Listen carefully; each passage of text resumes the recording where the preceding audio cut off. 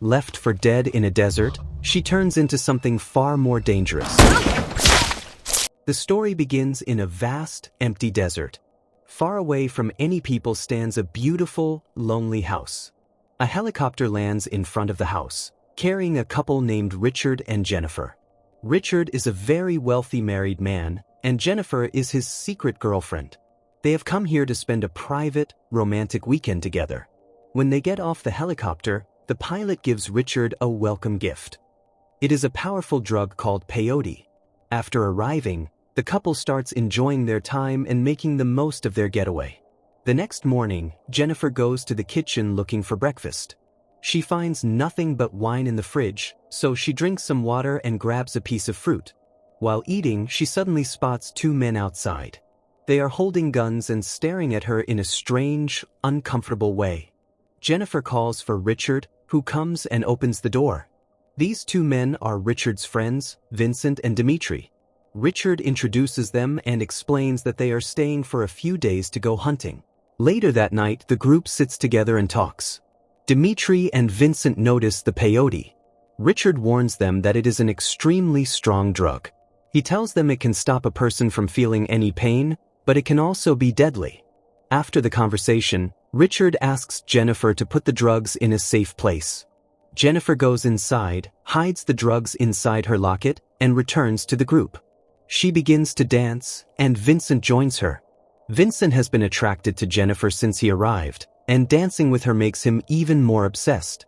Eventually, Richard interrupts the dance, picks Jennifer up lovingly, and takes her to his room for the night.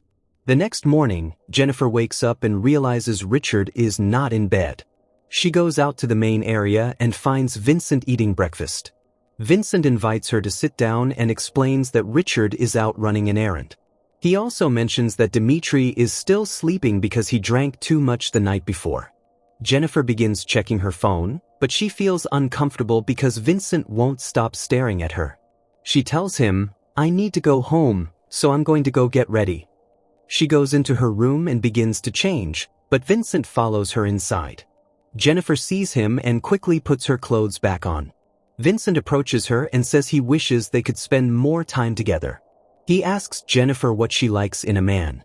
Jennifer tries to shut him down by saying, "I like tall men, and you are too short." She tries to leave the room, but Vincent blocks her path. He begins making disgusting comments about her body and starts touching her inappropriately. Suddenly, Dimitri walks in. Instead of helping, Vincent tells him to get out. Dimitri sees what's going on but completely ignores it and walks away without saying a word. With Dimitri gone, Vincent turns back to Jennifer and assaults her. She screams for help, but Dimitri, who can hear everything, simply turns up the TV volume, gets in the bath, and pretends nothing is happening. Vincent leaves Jennifer devastated and broken. A little while later, Richard returns. He walks in and notices Vincent and Dimitri sitting quietly. Something feels off, so he asks what happened. Vincent casually tells him, "Jennifer is just a little upset." Richard goes to his room and finds Jennifer in tears. Through her sobs, she begs him to call the helicopter. She wants to go home. Then she tells him everything, exactly what Vincent did to her. Richard goes out and angrily confronts Vincent, shouting at him. But then the story takes a dark turn. Jennifer opens her eyes and finds Richard sitting beside her. He speaks in a calm, almost cold voice. He tells her, "Everything is fine, I've taken care of it." He tells her that he transferred a large amount of money into her bank account and even found her a great job in Canada. He tells her it would be better to just forget what happened, move to Canada with him, and start a new life. But Jennifer refuses. She doesn't want money, she doesn't want Canada, she just wants to go home. She stands her ground and threatens Richard, saying she will call his wife and tell her everything or he is going to call the helicopter. That pushes Richard over the edge. He loses his temper and slaps her hard. He threatens her, warning her never to mention his wife again. Jennifer, terrified and desperate, makes a run for it. She bolts out of the house. Richard immediately goes after her. Vincent and Dimitri see what's happening and start chasing her too, but Jennifer doesn't stop. She keeps running as fast as she can, going further and further away from the house. Finally, she reaches the edge of a steep slope. With nowhere left to go, she looks down and considers jumping. Richard catches up to her and immediately changes his tone. He begs her not to jump, apologizes for the slap, and promises that he is calling the helicopter right now. He grabs Vincent's phone and calls the pilot, telling him to get the helicopter ready within 30 minutes. He speaks softly to Jennifer, trying to calm her down, and for a moment, it seems like she believes him. Suddenly, Richard pushes Jennifer off the cliff and into the canyon. As she falls, she is impaled through the stomach by a sharp, broken tree branch. Richard looks down at her and says he did this to save them all. He explains that if she lived, they would all go to prison for 15 years. He tells Vincent and Dimitri that if anyone asks, they must say they were just on their annual hunting trip and never saw her. The three men return to the villa and burn all of Jennifer's belongings to destroy the evidence. Vincent and Dimitri load up their guns and get ready to move. Meanwhile, down in the trench, Jennifer is still alive. Barely. Ants are crawling all over her wounded body, biting her. But something inside her refuses to give up. With whatever little strength, she manages to grab her lighter and uses it to set the tree branch on fire. Once the wood becomes weak and charred, she gathers her strength and pulls herself off the branch. Meanwhile, the three men are driving back toward the canyon to check on her. Hearing their car, she drags herself forward and hides behind a rock, holding her breath. When the men arrive and see she is gone, they become terrified. Vincent panics and tells others to find her and take her to a hospital. Richard snaps at him, saying if he says another word, he'll cut his throat. They are in this mess because of him. Now they have to find her and finish her off. They decide to drive down into the canyon to track her. By the time they reach the bottom, it is night. They find a trail of Jennifer's blood and follow it until they reach a river. At the water's edge, the trail disappears, and they have no idea where she went. The three men make a plan. They decide to split up. Vincent stays behind while Richard and Dimitri head off in separate directions to search for her. Meanwhile, we cut to Jennifer. She is in absolutely terrible condition, barely able to move. The piece of wood is still lodged inside her body. Suddenly, she hears the sound of a vehicle. She looks up and spots Dimitri slowly making his way toward her, searching the area. Jennifer holds her breath and quickly tucks herself out of sight. Dimitri passes by without noticing her. The moment he moves on, she carefully creeps out of hiding. She notices Dimitri has stopped nearby and is standing alone, distracted and cursing to himself. Jennifer sees her chance. She quietly moves and points her rifle at him. She pulls the trigger, but the gun is empty. Dimitri spots her. He overpowers her, throws her down, and gets on his radio to tell Vincent. He has found her. Vincent feels relieved and starts listening to music in the car. Dimitri then tries to drown Jennifer in the river. However, Jennifer manages to pull out her knife and in one fierce, desperate move, drives it straight into Dimitri's eye. Dimitri lets out a horrifying scream. He staggers back, clutching his face in agony, and collapses. He dies right there. Jennifer finds Dimitri's car and gets in. She starts driving, but after a short distance, the car ran out of petrol, right in the middle of nowhere. She continues on foot until she finds a cave. She drags herself inside and lights a fire.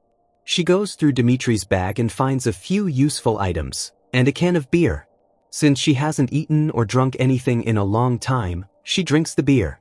She is still in extreme pain because a piece of wood is still inside her. She breaks down and starts crying, not just from the pain, but from everything. And then, a memory flashes in her mind. The peyote, the powerful drug Richard received as a gift. The one that blocks out all pain. The one Jennifer had tucked safely inside her locket. As soon as she eats, it begins to take effect. At first, it feels strange, but soon she stops feeling any pain. Now she picks up her knife and carefully widens the wound around the piece of wood. Because of the drug, she doesn't feel a thing and easily pulls the piece of wood out of her body. But now blood is pouring out. She picks up the empty beer can, cuts it open, heats it up over the fire, and presses it directly onto the wound. The hot metal sears the skin and stops the bleeding. She finally allows herself to rest. The next morning, Vincent is sleeping in his car. Richard arrives and throws a dead animal onto the windshield to wake him up, giving Vincent a huge fright. Later, while Vincent is washing his face in the river, Dimitri's dead body floats to the surface. Vincent screams in terror and falls into the water.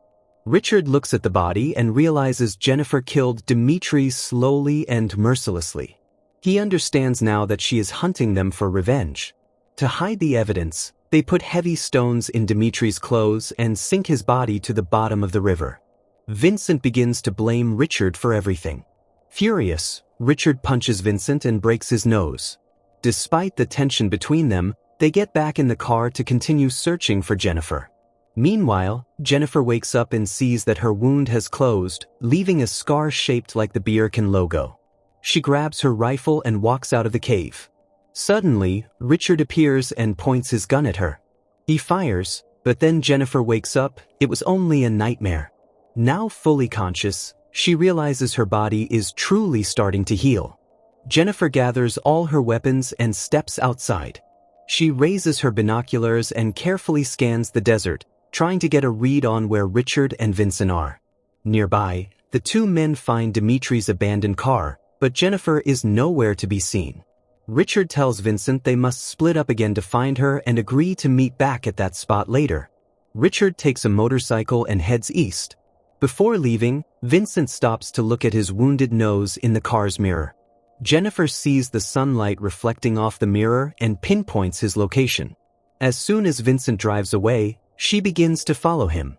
A little further down the road, Vincent's car runs out of gas. He pulls over and gets out to refill the tank. Jennifer takes her shot with a sniper rifle, but she misses his vital organs. The bullet hits Vincent in the shoulder instead. By the time Jennifer reaches the car, Vincent has disappeared. She begins to track him by following the trail of blood he left behind. Vincent realizes the blood will lead her straight to him, so he takes off one of his shoes and uses a sock to tie a tight bandage over his wound. This stops the bleeding. When Jennifer moves further ahead, the bloodstains vanish, and she loses his trail. Vincent climbs to a hiding spot on top of a hill while Jennifer continues searching below. Once she passes by, Vincent comes down and fires at her from behind. He misses his target, but the bullet grazes Jennifer's ear, injuring her. Jennifer manages to get up and starts running. Vincent chases her, firing several shots, but he misses every time. As she runs, Jennifer breaks the glass on her flashlight and drops the sharp pieces on the ground. Vincent doesn't notice them and steps directly onto a large shard. He screams in pain as the glass pierces deep into his foot, but he eventually manages to pull it out. He gets back into his car and continues his hunt for Jennifer. Knowing the car is coming, Jennifer stands her ground and prepares her rifle. As Vincent drives toward her, she begins to fire. She misses the first two shots, and the car gets dangerously close. However, her third bullet hits Vincent directly in the head, killing him instantly. Jennifer takes his car and drives away. Meanwhile, Richard is waiting at the meeting spot.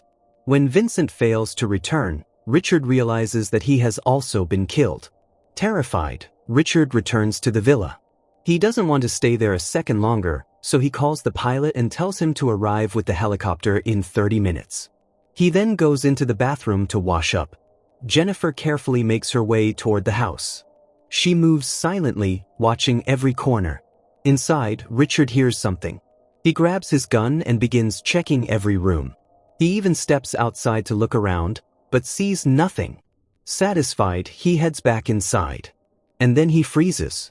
Jennifer is standing right in front of him, gun pointed directly at him. Richard has no time to react. Jennifer pulls the trigger, hitting him directly in the stomach. But Richard doesn't go down easily. He starts firing back at Jennifer, forcing her to dive behind a sofa for cover. Despite being badly injured, Richard manages to break away, hiding himself in a corner. Jennifer stays calm. She spots his blood trail and begins following it carefully. Richard lies in wait, finger on the trigger, ready to shoot the moment she appears. However, when Jennifer reaches the spot, she notices the blood pooling from one direction, and instead of walking straight in, she approaches from the other side, cutting off his escape. Richard realizes she has figured out his plan. He quickly retreats into a nearby room and grabs a plastic wrapper, pressing it tightly against his wound to stop the bleeding. But it is too late. Jennifer has already found him. She opens fire and Richard is forced to run again, scrambling through the house. Jennifer chases him, but suddenly, her feet slip on the blood-soaked floor. She crashes down hard. Richard doesn't waste the opportunity. He rushes over and knocks her unconscious. Then Richard wraps his hands around her throat and begins strangling her to death. But in her last desperate moment, Jennifer reaches up and drives her fingers straight into Richard's bullet wound. The extreme pain forces him to let go. Jennifer quickly grabs her gun. As Richard lunges at her one last time, she fires, killing him instantly. Jennifer, battered and bleeding, slowly walks outside into the open desert. The sound of helicopter blades fills the air, growing louder as it approaches. The story ends as she stands alone in the desert, having finally secured her revenge.